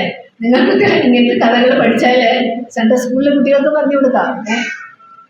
അതുകൊണ്ട് ഇങ്ങനത്തെ മിഷൻ സ്റ്റോറീസ് ധാരാളം വായിക്കുക, അത് മറ്റുള്ളവരോട് കമ്മ്യൂണിക്കേറ്റ് ചെയ്യാനായിട്ട് ശ്രമിക്കുക. ഈ മേരി ജോൺസിൻ്റെ അവൾ അന്ന് വില വാങ്ങിയെടുത്ത ബൈബിൾ ഇന്നും കേംബ്രിഡ്ജ് യൂണിവേഴ്സിറ്റിയിൽ സൂക്ഷിച്ചിട്ടുണ്ടെന്നാണ് പറയുന്നത്. ആമി കാർമൈക്കലിനെ അറിയോ? ആമി കാർമൈക്കൽ നമ്മുടെ ഇന്ത്യയിൽ തമിഴ്നാട്ടിൽ വന്ന് വേല ചെയ്ത ഒരു സഹോദരിയാണ്. വളരെ അടുത്താണ് തൊണ്ണാവൂർ എന്ന് പറഞ്ഞ സ്ഥലത്ത്. അവിടെ ഒരു അന്ന് ഈ ദേവദാസികളായി നിന്ന് വേല ചെയ്യുന്ന പെൺകുട്ടികളെയൊക്കെ കണ്ട് കൊച്ചു പിള്ളേരെ അങ്ങ് ദൈവത്തിന് ശമൂവേൽ ബാലനെ കൊണ്ട് സമർപ്പിച്ചതുപോലെ ആ സിസ്റ്റം ഹിന്ദു സമുദായത്തിലും ഉണ്ടായിരുന്നു. അവിടെ കൊണ്ട് ആ മന്ദിരത്തിൽ കൊണ്ടുപോയി കൊടുക്കുന്ന കുട്ടികളെ അവിടുത്തെ പുരോഹിതന്മാരൊക്കെ വളരെ മോശമായിട്ട് ഉപയോഗിക്കുകയൊക്കെ ചെയ്യുന്നത് കണ്ട് വളരെ മനസ്സ് തകർന്നാണ് ആമി അങ്ങനെ ഇത് തുടങ്ങിയത്, ഓർഫനേജ് തുടങ്ങിയത്. അത് പിന്നീട് വളർന്ന് പിന്നെ വലിയൊരു സ്ഥാപനമായി മാറി. നമുക്ക് അങ്ങനത്തെ ഒന്നും സിറ്റുവേഷൻസ് നമുക്ക് അറിയാൻ പോലും ഇല്ല. ഇങ്ങനെയുള്ളൊരു സംഭവങ്ങൾ നമ്മുടെ ദേശത്ത് നടന്നിരുന്നു എന്നുള്ളത് നമ്മുടെ മക്കൾക്കും അറിയില്ല, നമുക്കും അറിയില്ല. നമ്മളതിനെക്കുറിച്ചൊന്നും ബോധേഡല്ല. നമ്മൾ വളരെ കംഫർട്ടബിളായിട്ട് ജീവിക്കുന്നതുകൊണ്ട് നമ്മൾ അങ്ങനത്തെ കാര്യങ്ങളെക്കുറിച്ചൊന്നും ചിന്തിക്കുന്നില്ല. അപ്പം അത് നമ്മൾ കൂടുതൽ അങ്ങനത്തെ കാര്യങ്ങൾ വായിക്കുകയും ബയോഗ്രാഫീസ് വായിക്കുകയൊക്കെ ചെയ്താലാണ് നമുക്ക് ആവശ്യം, നമ്മുടെ ഈ സുവിശേഷം മറ്റുള്ളവരിലേക്ക് എത്തിക്കേണ്ട ആവശ്യം എത്ര അധികമാണെന്നുള്ളത് ബോധ്യപ്പെടുകയുള്ളൂ. അതിനായിട്ട് നമുക്ക് ശ്രമിക്കാം. ഇതിനൊക്കെയാണ് എനിക്ക് പറയാനുള്ളത്. നിങ്ങൾക്ക് ഇനി കൂടുതലായിട്ട് എന്തെങ്കിലും ചോദിക്കാനോ പറയാനോ ഉണ്ടെങ്കിൽ ചോദിക്കാം. നമ്മുടെ ദൗത്യം എന്താണെന്ന് ആദ്യം തന്നെ എപ്പോഴും ഓർക്കുക. നമ്മളെ ഏത് സ്ഥലത്താണോ ആക്കിയിരിക്കുന്നത് ആ സ്ഥലത്ത് കർത്താവിൻ്റെ ഛായ പ്രതിബിംബിക്കുന്നതിനായിട്ട് ജീവിക്കുക എന്നുള്ളതാണ് ഏറ്റവും പ്രധാനപ്പെട്ട ദൗത്യം. കർത്താവിൻ്റെ കരുണയും കൃപയും ദീർഘക്ഷമയും ദയയും